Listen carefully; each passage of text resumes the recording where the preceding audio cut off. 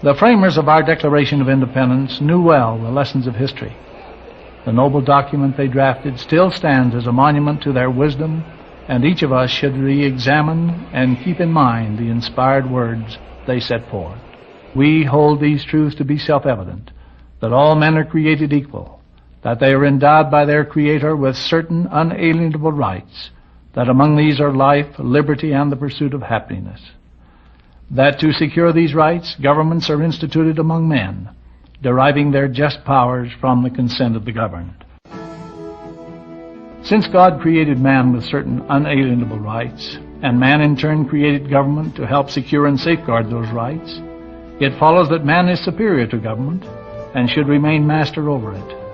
A government is nothing more or less than a group of citizens who have been hired to perform certain functions and discharge certain responsibilities.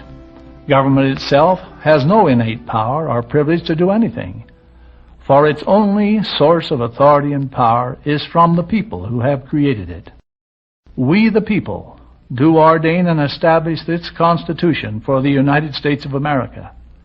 These words from the preamble to the Constitution of the United States show this firm foundation on which our government was founded.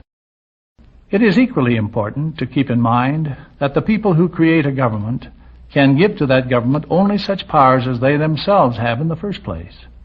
Obviously, they cannot give that which they do not possess. So the question simply stated is, what powers properly belong to each and every person in the absence of and prior to the establishment of any organized governmental form? The answer to this question is vital to an understanding of the principles which underlie the proper functions of government. There is no doubt that each man is justified in using force if necessary to defend himself against physical harm, against theft of the fruits of his labor, and against his enslavement by another.